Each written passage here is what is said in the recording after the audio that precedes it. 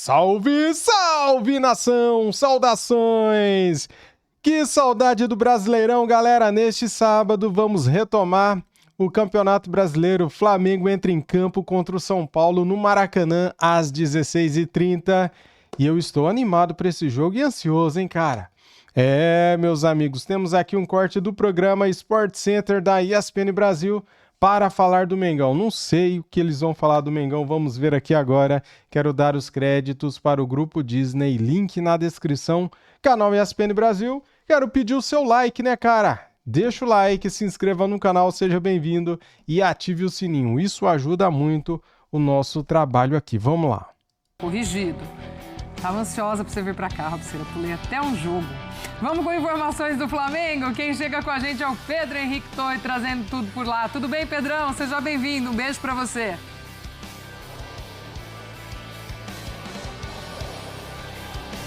Tudo bem, Glaucia? Um beijo grande pra você, um abraço pra todo mundo aí, enfim, quem tá acompanhando a gente de casa também. Pois é, chegamos na quinta-feira, 10 de julho. É aquele dia que muita gente esperava dentro do Flamengo, torcedores do Flamengo especialmente, porque é o dia que abre a janela. E aí querem reforços, né? Os torcedores cobram bastante o diretor de futebol, José Botto, por reforços para a sequência da temporada. Por quê? Porque o Gerson, capitão, um dos melhores jogadores do time, saiu. 25 milhões de euros à vista para o Zenit. O Wesley está próximo aí, quem sabe, de uma negociação, porque encaminha a sua saída ali, o seu acerto com a Roma da Itália.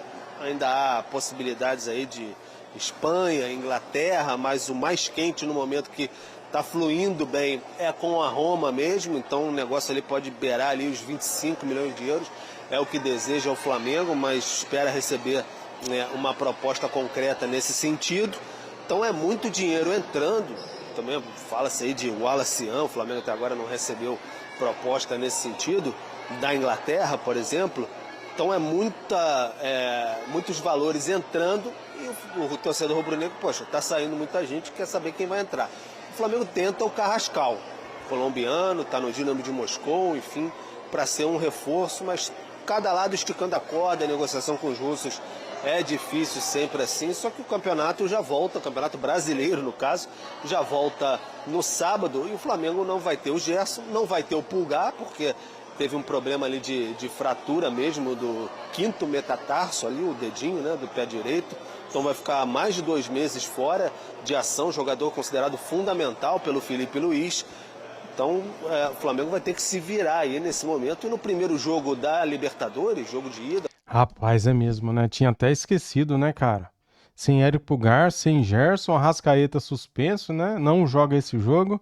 E aí, cara, como é que Felipe Luiz vai montar esse meio-campo, hein? Comente aqui, galera. Jorginho, junto com quem? Com Alan, junto com Everton Araújo, De La Cruz. Monte aqui o meio-campo do Mengão. Contra o Internacional nas oitavas de final, não vai ter o Arrascaeta, suspenso.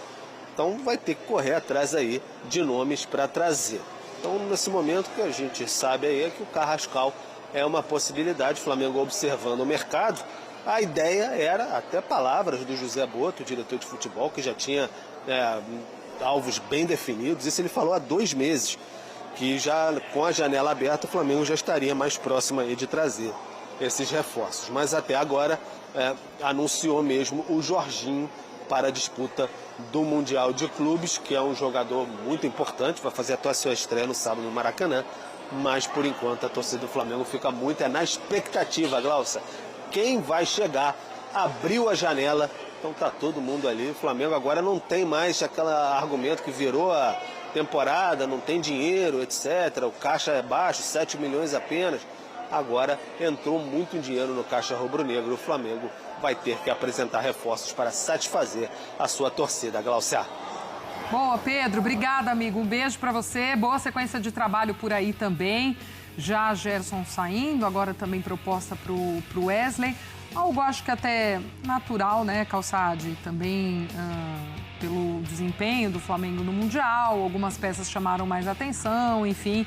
Isso também, claro, o clube está sujeito a acontecer, mas no meio da semana também já houve uma certa turbulência dentro do Flamengo com o próprio Botto, que é o cara quem vai também ter que trabalhar bastante nessa janela, né? Como o Pedro diz, com dinheiro em caixa, e a expectativa é que o Flamengo também se movimente legal, acalmando isso para que ele possa seguir esse trabalho, né? Pelo menos parece que baixou a fervura demais essa. Porque assim, a turbulência nesse momento, ela é real, mas assim, bem ela não vai fazer, ela só vai prejudicar uma equipe que está ali na ponta do Campeonato Brasileiro, tem Libertadores da América, a Copa do Brasil, e tem elenco, time, treinador, uma situação estável para poder competir e ganhar tudo. Pode, ele entra sempre para tentar dominar, porque hoje está nessa condição.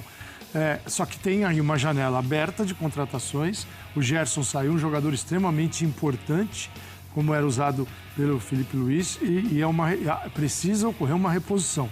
Vamos ver assim, no mercado qual é exatamente a ação e que tipo de jogador, né? Se tem vários nomes citados, mas uma coisa é aquele que vem e assina o contrato. O Wesley pode ser uma grande oportunidade. Sim, a gente sempre diz, mas o clube brasileiro, o Flamengo pode resistir. O Flamengo é aquele que, o comprador, aquele que tem o desejo, o Flamengo fala, por esse valor eu não vendo, tá tudo certo.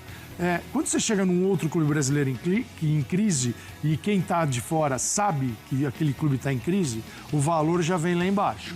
No caso do Flamengo... Opa! Aqui tem direitos autorais, então a gente tem que mexer, galera. Deixa eu mudar a tela aqui, porque eu não sou obrigado, né, cara, a tomar strike aqui, né, de quem que seja, né? Deixa eu só mudar aqui. Tá ao vivo aqui o programa, né? Não estou editando nada, vamos lá. Galera, o Arrascaeta joga assim contra o São Paulo, viu? Me equivoquei aqui. Tem que subir. E se não atender a expectativa, o jogador fica numa boa no Flamengo. Então o Flamengo, assim, a tendência é fazer grandes negócios. Claro que tem uma diferença de câmbio, isso favorece. Se você vem no mercado sul-americano ou brasileiro, quando você vem no jogador em dólar ou euro, claro que você tem uma bolada, né, forte. Agora, quando você vai contratar em euro ou em dólar, é a mesma coisa. Mas o Wesley está num momento que ele pode render para o Flamengo como o Gerson rendeu. O Gerson, por ter que pagar a cláusula e não negociar um valor, né? Então o Zenit chega lá e deposita o valor integral na conta. Isso é maravilhoso. Mundial de Clubes, um outro valor. O Flamengo pagou uma baita grana pelo terreno, lembra? Só o Mundial de Clubes já resolveu essa questão do terreno, né? Então o Flamengo hoje tem dinheiro em caixa, né? Porque tem dinheiro em caixa que vai queimar essa grana, mas o Flamengo pode se movimentar muito bem no mercado dentro do seu panorama, dos seus padrões, e conseguir remontar uma equipe. Não é que são muitos jogadores, mas a ideia do Flamengo era ter um jogador de beirada de campo, um driblador num espaço curto, aí tentou e desistiu, e agora o Gerson, e pode ser que tenha que repor um lateral também, Glaucio.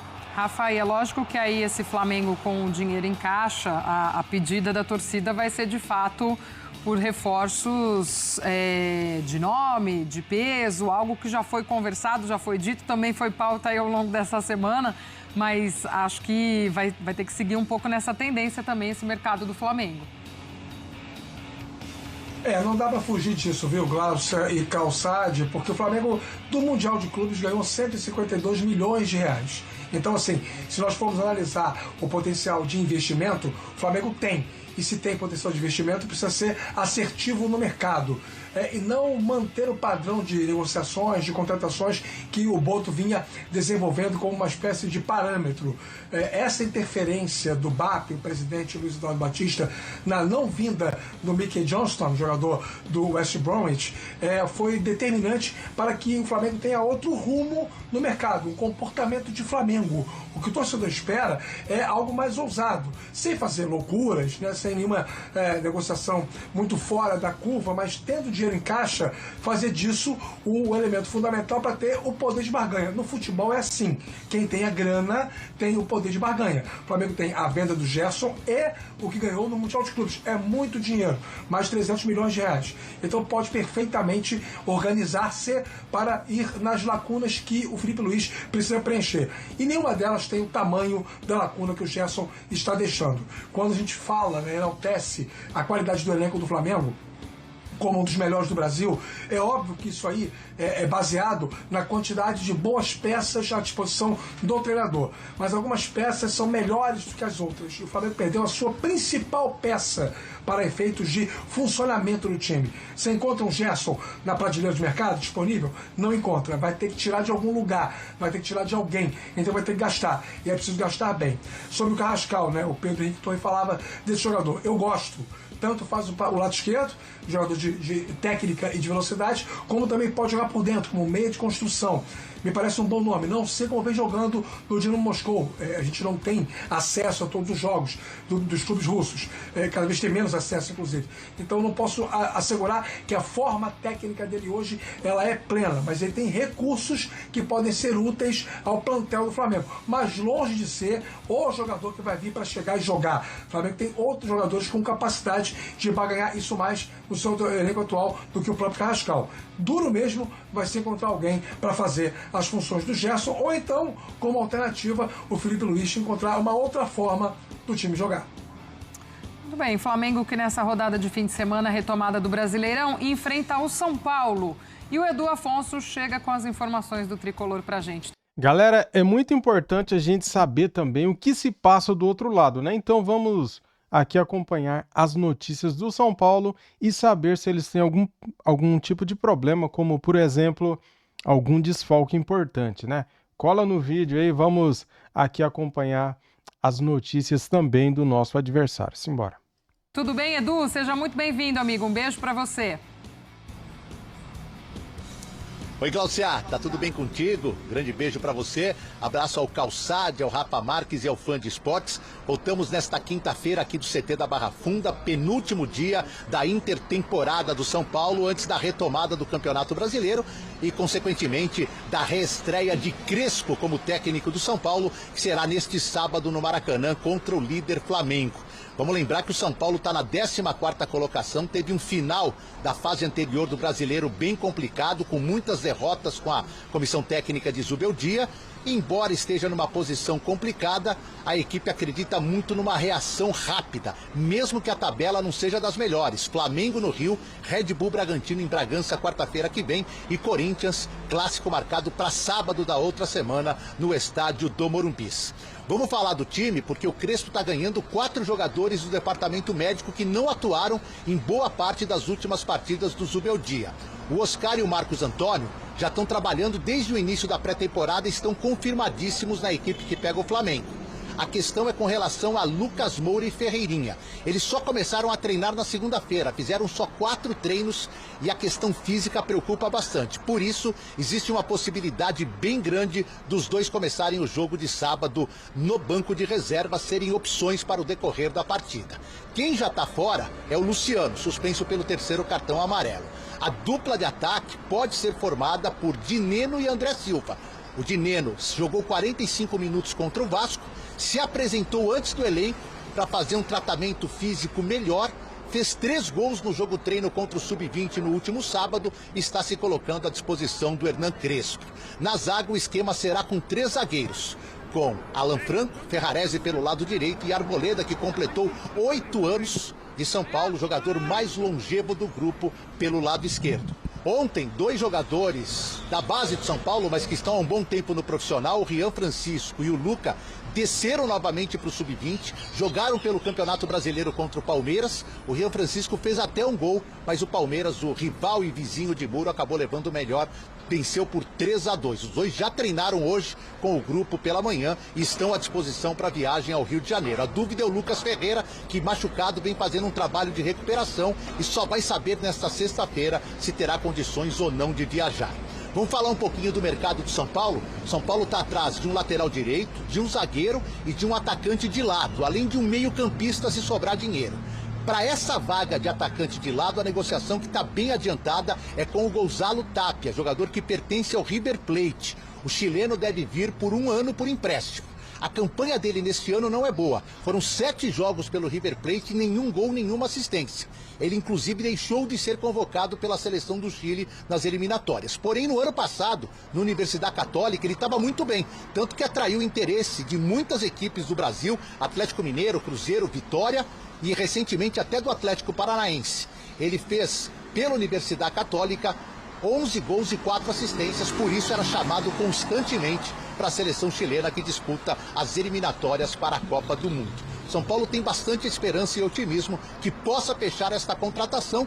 E é bom lembrar, como o Galopo está no River e o River precisa pagar o Galopo, pelo que eu apurei, não há nenhuma relação entre as duas negociações. São Paulo pode trazer o Gonçalo Tapia, independentemente do River comprar ou não, em definitivo, o meio atacante Galopo. É isso, Glaucia. Boa sequência para você de Sport Center. A gente segue acompanhando a preparação do São Paulo para o jogo contra o Flamengo. Muito bem, galera. Tá aí, ó. Não custa nada, né, cara? A gente deixar o vídeo rodar mais 3, 4 minutinhos, né? Para você saber tudo também sobre o nosso adversário, São Paulo.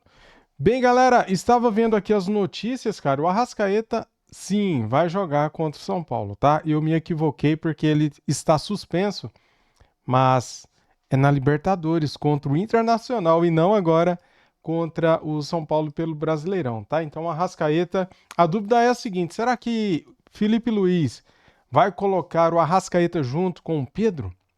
Será que o Pedro será titular junto com o Arrascaeta? Cara, pelo amor de Deus, né? Você tem o Pedro e o Arrascaeta. Como que esses dois jogadores não podem jogar juntos? Não dá para entender. Tá, tomara que isso mude daqui para frente e os dois sejam titulares. Porque o Arrascaeta, ele é o nosso artilheiro, é o artilheiro do Brasileirão, né? E o Pedro é o Pedro, né, cara? O melhor 9 do Brasil, aí, sul-americano, né? Melhor 9 da Sul-América, não que ele seja... falei besteira. Melhor 9 sul-americano. Tá falado. E o Eric Faria, cara, trouxe uma informação meio polêmica, né? Ele falou o seguinte, que se o técnico não fosse o Felipe Luiz, que ele teria caído após o Mundial. Mas como assim? Fazendo a campanha que fez o Mundial. Cara, alguém acredita que o Flamengo não jogou bem no Mundial? Que fez uma má campanha no Mundial? Não dá para entender, né? Alguém aí acredita nisso? Acha isso? Meu Deus do céu, agora se classificar em primeiro lugar do grupo é crime, não pode. 7 pontos em 9 possíveis. Vencemos o Chelsea. Queria mais o quê? Demos o azar lascado do Bayern de Munique ter perdido para o Benfica e ter ficado em segundo lugar. A gente pegou o Bayern de Munique, cara. Porque o certo era o Flamengo pegar o Benfica. Mas daí, ô danado, a sorte, né? A sorte não ajudou aí, né, cara? A sorte não ajudou. E daí o Flamengo sai nas oitavas de final para o Bayern de Munique e alguém acha mesmo que o Felipe teria... que se fosse outro técnico com essa campanha teria caído. Um absurdo isso, né, cara?